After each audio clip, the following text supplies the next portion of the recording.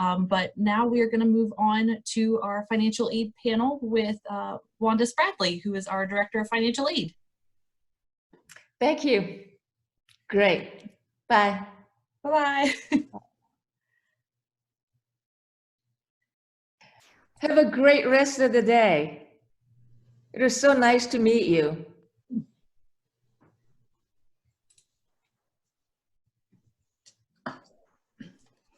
Good afternoon, everyone, and welcome to this virtual open house that we are having today.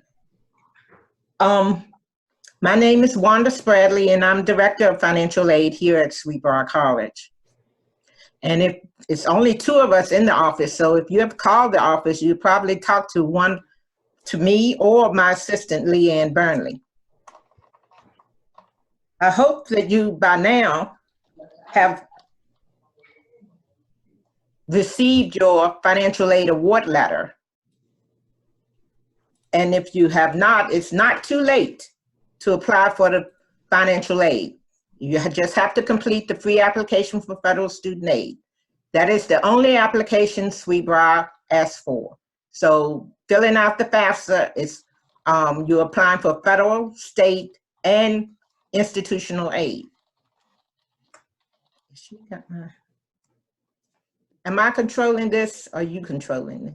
Oh, I've got it, Wanda, sorry. Okay. There you go. These are the types of financial aid that we offer here at Sweet Briar. We have grants and scholarships, loans, and jobs and work study. It's also the same when you're completing the FAFSA, you are applying for Sweet Briar aid. You're applying for federal aid, Sweet Briar aid, and any out resources that we may have. Next. And here you see the sources. Sweet Briar, due to our generous alumni base, we have all types of scholarships that we can award to our students. We have Sweet Briar loans and campus employment on campus, other than the federal campus aid. As you can see, the FAFSA, go back. There we go. The FAFSA, you're thinking you're only applying for federal aid, but you're not. You're applying for Sweet Briar aid and other aid that Sweet Briar knows about. So, next. Okay, how can I pay for this, for my college education? Well, these are the direct costs for 2021. As you see, tuition and fees, room and board, makes it a total of $36,200. The fees are for student life and technology. So student life is like the events that they have on campus, the bands or anything that they offer on campus for the students, you don't have to pay to get into that. It's already paid for through your student life fee. Next. Okay. And these are indirect costs that we add to a student's budget. As you can see, we estimate books at $1,300. Personal expenses is $1,500, but that's based on your own personal choices.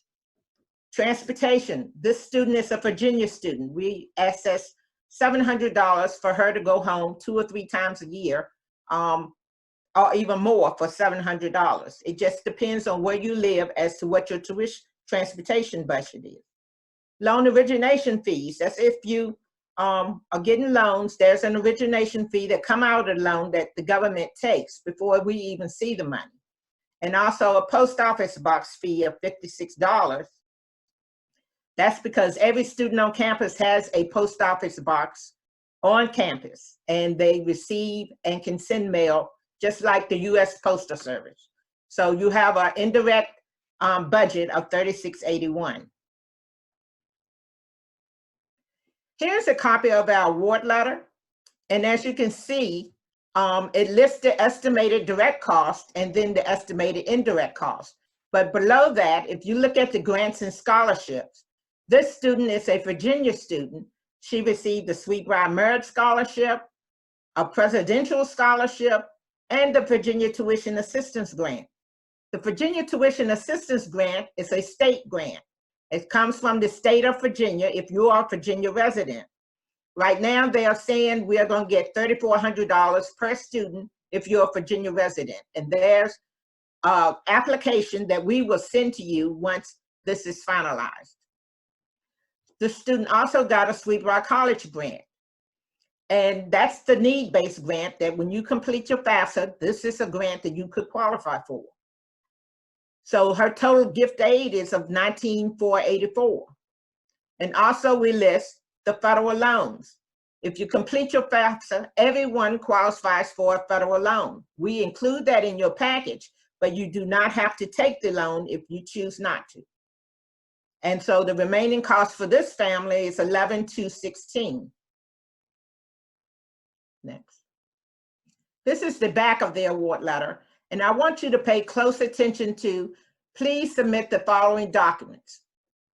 Those are the documents that you need to submit to Sweet Briar if you are planning on taking the direct loans, which is the federal loans, and the Virginia Tuition Assistance Grant. So those forms are on our forms page on the Financial Aid website. If you look at the forms page, it's listed under 2020, and I will show you that in the next few minutes. Next. Okay, so we're going to calculate the bottom line.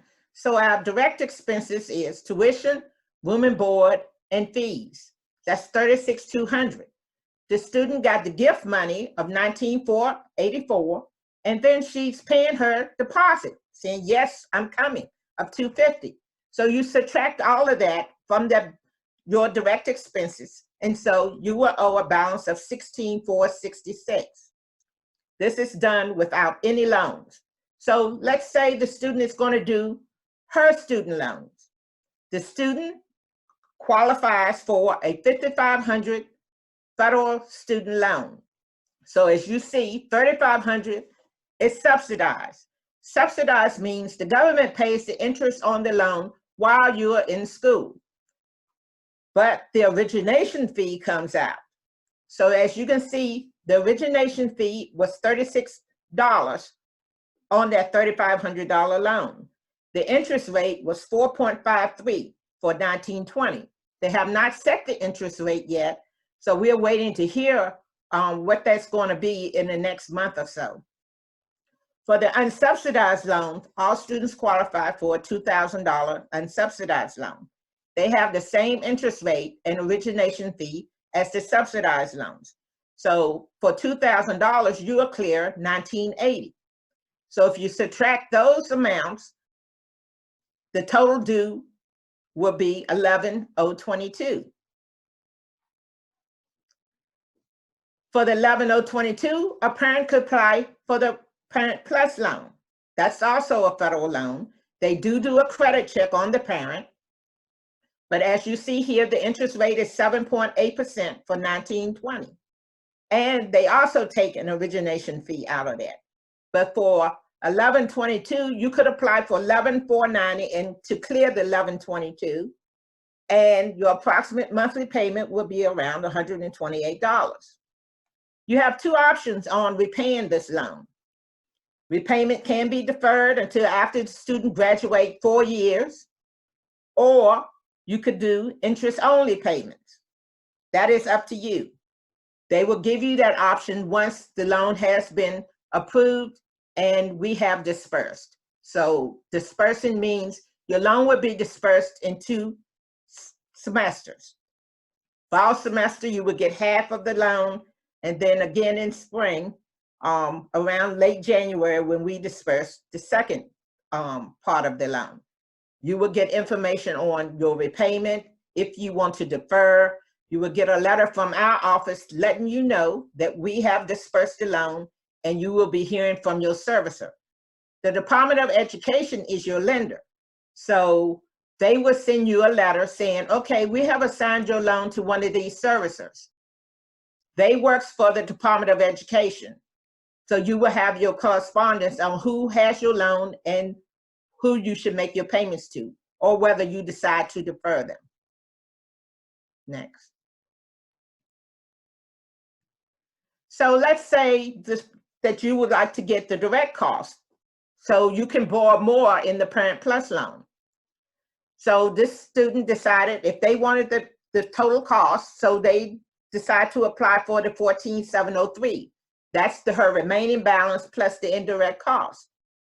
Minus the fees, the student here will clear $3,057 for the year. Of course, the loan is dispersed fall and spring, so it'd be 2 disbursements, and you would clear around $1,529 each semester. So you would get that money refunded back to you to use for these other indirect expenses. And the approximate monthly payment on that is $178. Also, the interest-only payment is around $88. Sweet Briar also offers payment plans. We deal with a company called Tuition Management Systems, and that is also the telephone number and website that you can contact them. We have a 10-month, 9, 8, and 7-month payment plans. You choose what payment plan you want to do. If you wanted to do a 10-month payment plan, well, your final balance is around $11,000, so you would pay the $67 processing fee and then divide your payments for just the $11,000 that you owe. You will make those monthly payments for 10 months. They would notify the college what you are in those plans for, and the college would show these adjustments on your tuition bill. Next. Campus employment. All of our campus jobs are on campus. Students are paid twice a month by check or direct deposit. In order to work on campus, your first priority would be look at your award letter to see if you have a need-based campus employment job. If a job is listed there, you'll be given top priority in working on campus. But that does not guarantee you a job, but you will have first priority. So if you seek a job, you will be hearing from the Human Resources Department about what jobs are available. Get your resume ready so that you will be notified of what supervisors are in charge of those jobs. You can contact them by email, let them know you're interested, and see where you can get a campus employment job there. Most of these jobs, if you're interested, are for 4 years, and they are good. You get good experience working these campus jobs. Outside scholarships. Now, we don't penalize you for being industrious about receiving outside scholarships. We want to help you in every way we can. So if you receive an outside scholarship, more than likely it can go against your out-of-pocket balance. If we have to make any adjustments on your financial aid package, we will look at the loan and the work study first.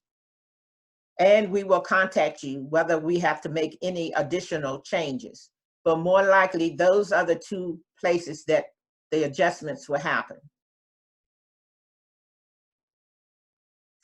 Special circumstances. Unlike the FAFSA cannot see these, you cannot put this information on your FAFSA. Change in employment status, change in marital status, medical bills, termination of child support. These things are not shown on your FAFSA. But if you have these, please contact us. We can look at you and make additional adjustments on your FAFSA to help. The pandemic that's going on now, you may be laid off from work right now, not having any additional income. These are special circumstances, and we are here to help you. So if you have anything that you think would appeal to these special circumstances, we are here to help you. Just contact us. We can talk it through. If I need additional information, I will let you know what that is, and we will see what happens. Next. Okay. Now, talking about the loans, if your student decide to do the loans, she will need to do, the FAFSA is the first thing. That's the first start where you have to And if you've already done the FAFSA, you will see on your award letter that we are requesting loan request form. That is on our forms page. The student then submit her loan request form. We do the processing for you. We will send you an email saying, okay, we have processed your loan. You need to now do your entrance counseling and sign the master promissory note. The master promissory note, you will sign one time. It lasts up to 10 years. So you could get your undergrad done and your graduate work done by just signing the promissory note now, just for one time. Next. This is our forms page. When you look at the Sweet Briar website under financial aid, then forms, you will see 2 years there, 1920 and 2021. 2021 is the forms that you would need to submit to us. Only submit the forms that we request. I have received forms from some that have done all the forms. So no, you do not need to do all the forms. Just look at your award letter, the forms that we requested, just complete those forms. Next. This is a copy of the direct loan request form. As you can see, it lists the student's name, social security number, and then it says, what loans would you like? You can request both loans on this form, subsidized and unsubsidized. You don't need to do 2 forms for that. For a first-year student, that is the maximum that you can apply for, $5,500 as a federal loan. Your sophomore, you can get $6,500. Your junior and senior year, you can get $7,500. Those are the maximums that you can get in the federal loan. $27,000, and the estimated payment on $27,000 is around $300. So if you borrow every year, that is what you will have at the end of your senior year. And this is studentaid.gov, and this is where you would go to do your entrance counseling and sign your master promissory note. You will need to have your FAFSA ID to enter this website. Next. And this form is our direct loan plus form for parents who decide they want to do the plus loan request form. As you can see, there's 3 check boxes here. And you have to check off on their boxes. One of them, if you decide that you want any remaining balance to go to your daughter, then you would need to check that box so we can apply those funds to your daughter. Otherwise, the refund will be sent to the parent. And the parents can borrow up to the total cost minus financial aid. Parents also have to sign a master promissory note. So you would need to go to studentaid.gov also to complete your part.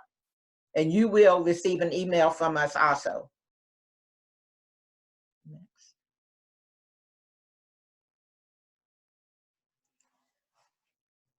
There are alternative choices out there for the student if the parent does not want to do a Parent Plus loan. There's a website that we use that we have all our lenders listed that we work with, but you can choose any lender that you like to do an alternative loan. The alternative loan is in the student's name. The parent will be a co-signer, or they will have to have a co-signer to get a private loan. These loans are not federal.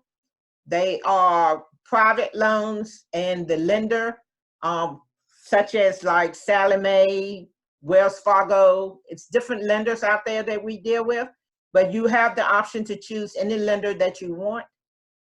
Also, the payment plan, that is the correct telephone number for our payment plans that you can use to set that up. Next. We are here to help. We are here for you. If you need to contact us, this is our contact information. We will, help you in any way we can. Do we have any questions or concerns? Wanda, we have several questions. We were just letting you get through, and then we were going to go back through those questions. So bear Okay. with me a moment. I'm going to scroll up. Like I said, we do have several. Okay. So let me, this is one that was asked during when President Wu was talking, but I think it still is kind of open-ended, but Michaela Scott was wondering, will tuition change if classes are forced to be online and not on campus? Well, I'm thinking she's thinking about tuition. She's talking about the room and board portion of it. Wanda, I might be yeah. able to help answer that Okay. too with you. Really, those decisions haven't been made at this point. I mean, obviously, like everyone else, we're kind of looking to see how the situation unfolds a little bit over the next few weeks. And obviously, as you heard the president say, our strong preference is to, be here and have students with us in classes, and we think we are, well positioned to do that. But obviously, we'll follow the guidelines that we're given by our, by the state and those kinds of things. So I think we've at this point said, we really don't want to quite plan to those pieces until we have a little bit clearer picture of what we can offer. I think too, some of that will be exploration for us too, to see whether there are, different options in terms of, hybrid opportunities or some of those kind of things too. So, we are looking at different options and different models, but we really don't have any details about that yet. So I think like all of you, we are, still, looking and holding our breath a little bit and waiting for a little bit more clarity. But I think we do have, some good planning in place to be able to make sure that we're in the best place possible to help you. Thanks, Aaron. So next one is involving our scholarships and wondering how competitive our scholarships are with a GPA over 4.0. Does someone from admissions want to answer that, since the scholarships are awarded by admissions? I'll go ahead and jump in here. So we do have very competitive scholarships for students in the top academic tier. We actually have a presidential scholarship program where those students are initially awarded one of our highest scholarships, but then also invited to come back and participate in a scholarship competition. We reevaluate that. It changes a little bit every year, and so we don't know exactly what it will entail for the coming year, but it would definitely involve additional scholarship money for those students who are identified as the top academic students. Definitely students over 4.0 would be included in that. We just don't know the exact amounts for the coming year or exactly how that program will happen. Thank you, Savannah. So another one that we have is, what are the necessities to take student loan for an international student?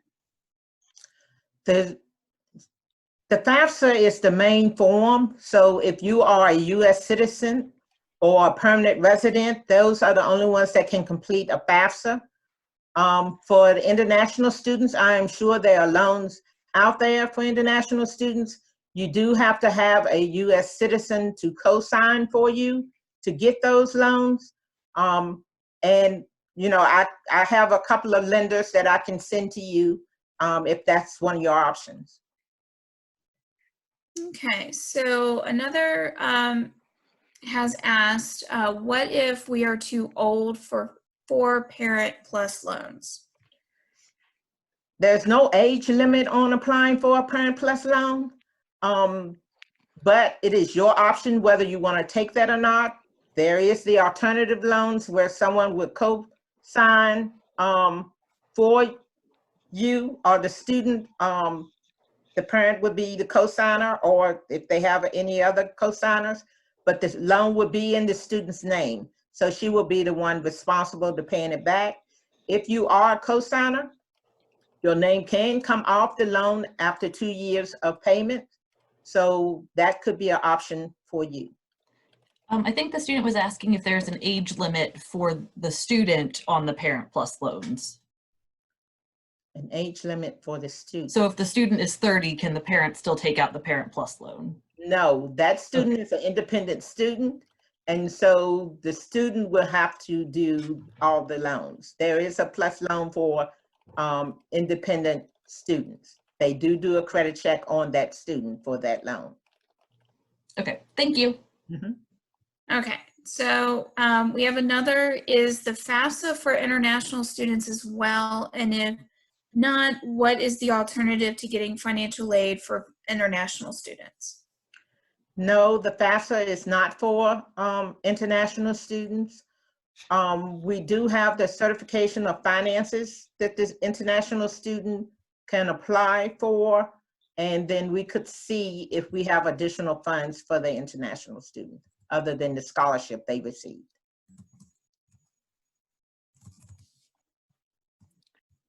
Okay, so we have one that would like to go back to the campus employment piece that you were talking about, Wanda.